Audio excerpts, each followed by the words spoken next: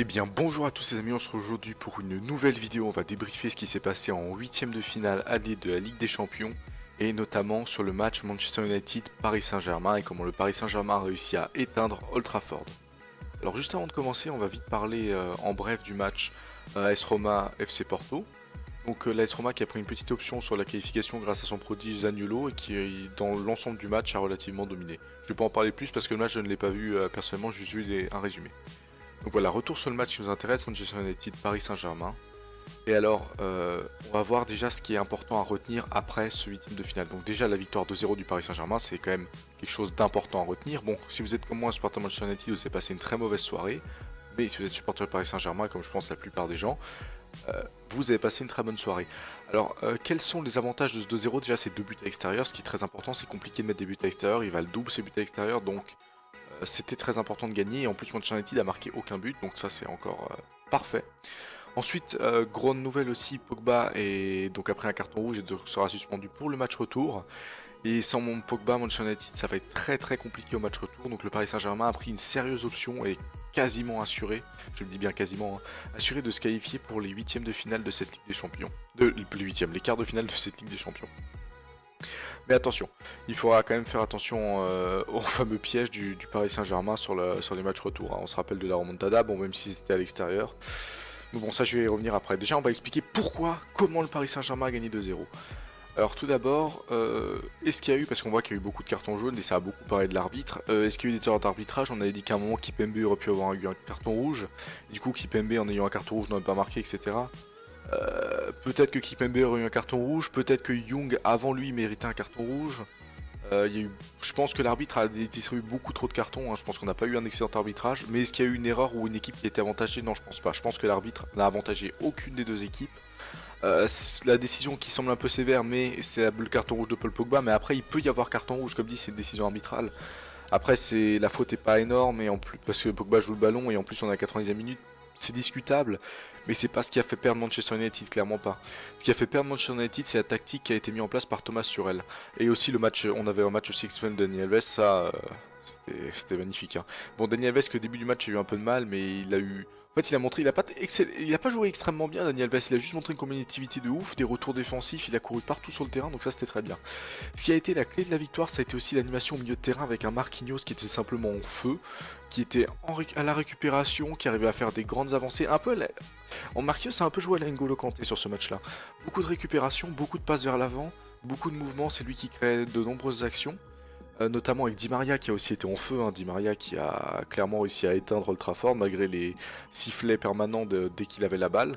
Parce que Di Maria, si vous ne saviez pas, c'est un ancien Manchester United qui est parti il y a 3 ans au PSG du coup. Et donc on a vraiment une tactique exceptionnelle. On avait un Mbappé qui a quand même eu quelques difficultés en première période, mais qui en deuxième période a réussi à se créer beaucoup plus d'occasions, notamment son but, hein, le but du 2-0. Et donc on a eu vraiment... je pense que tout s'est passé vraiment au milieu de terrain et avec Di Maria. Je pense que Marquinhos, Di Maria, c'est les deux hommes du match. Et c'était exceptionnel, hein, tout simplement. Di Maria qui n'allait laisser Pogba avoir aucune action, à part une, mais bon, ça c'était, il n'était pas au marquage. Je veux dire, il a complètement éteint Pogba. Ensuite, Marquinhos, il a complètement aussi... en même temps qu'il éteignait Pogba, il récupérait la balle et il permettait de faire les offensives au PSG. Donc il a fait son taf de ouf. Pour moi, c'est quand même l'homme du match. Ensuite, on a eu Di Maria qui arrivait à faire de grandes percées et qui arrivait à faire des longues passes, notamment à Bernat. Il y avait une très bonne complicité entre Bernat et Di Maria. Bernat qui a fait un très bon match d'ailleurs. C'est très étonnant de voir Bernat à un niveau comme ça quand on le voit en Ligue 1, ce qui fait qu'il n'est pas exceptionnel. Hein. On va pas se le cacher. Derrière, Kipembe a été très solide.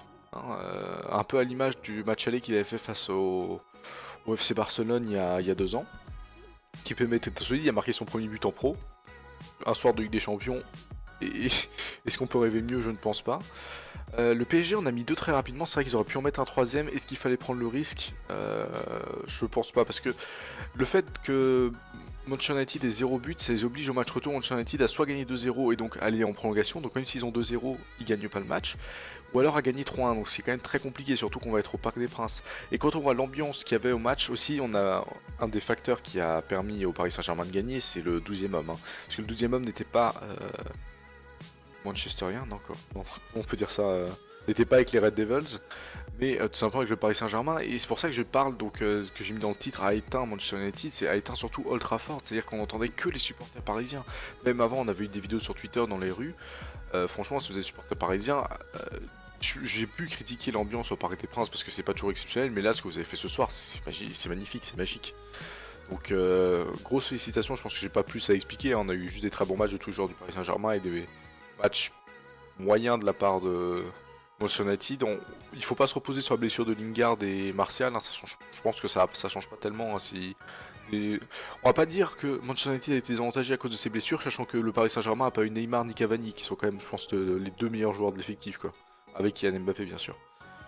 Mais bon, ce soir on a une prestation collective qui a envoyé un fort message à l'Europe. Est-ce que le Paris Saint-Germain va confirmer? Il faut vraiment faire très attention. Alors là, je vais un peu en parler. Le Paris Saint-Germain souvent se repose beaucoup sur ses lauriers. Et donc, même si Manchester United sera beaucoup moins dangereux sans Pogba au match retour et en plus sera donc à l'extérieur, donc au Parc des Princes, il faut faire attention. C'est quand même une grosse équipe Manchester United. C'est largement faisable, ils peuvent largement le faire, même ils peuvent largement gagner au match retour par le Paris Saint-Germain. Surtout qu'ils ont Neymar, je pense pas. Neymar, ça sera compliqué, il a quand même une fracture métatarse, ça va être compliqué à être là au match retour. Ils ont un nouveau Cavani au moins. Donc ils ont un nouveau. Ils ont plus besoin d'élaborer, comme a dit Thomas Tuchel, un plan D. Donc ils peuvent gagner leur match retour, ils peuvent au moins sur un match nul, ils peuvent se qualifier. Normalement, la qualification devrait être assurée au match retour. Après, comme dit, c'est vrai qu'on n'a toujours pas avec le Paris Saint-Germain qui se repose sur ses lauriers, je vais me répéter, mais c'est ça, hein, qui prennent la victoire pour acquise et qui se fassent surprendre à perdre 3-1 par exemple. Ce qui était arrivé notamment à Manchester City face à Monaco, et Manchester City en plus on était à domicile et Monaco a gagné 3 en match retour après avoir perdu 5-3. Et du coup ça avait fait ce défaut de se reposer sur ses lauriers que Manchester City avait eu face à Monaco. Je pense, on verra que je referai les pronostics, mais je pense que je pronostiquerai de toute façon une qualification du Paris Saint-Germain, peu importe le résultat. Je pense que dans le meilleur des cas, Manchester United gagnerait même que 2-1. Hein, et je pense que dans le cas général, Paris devrait s'imposer assez facilement, même au match retour. Donc félicitations aux joueurs parisiens. Moi personnellement, j'ai passé une soirée de merde. Mais bon, c'est quand même bien pour le Paris Saint-Germain et pour le foot français. Qu'un club soit en quart de finale. C'est pas encore fait, il faut attendre le match retour. Là, maintenant, on va attendre le match de Lyon. Donc j'espère que cette petite vidéo vous a plu. N'hésitez pas à vous abonner, à lâcher un like si ces petits analyses débriefs vous plaisent. Je pense que peut-être j'en ferai une deuxième demain sur le match de Tottenham-Dortmund. On va espérer que Dortmund gagne parce que là je suis pour Dortmund et si j'ai une de mes deuxièmes équipes favorites qui perd, j'ai un peu à avoir le seum. Surtout qu'en plus j'avais pronostiqué sur le match de Rome et de Porto la victoire de Porto, donc voilà, un peu le sel. Bon après je pense quand même que Porto, je suis toujours pour le fait que Porto va se qualifier, peut-être en victoire 1-0 au match retour, on sait pas.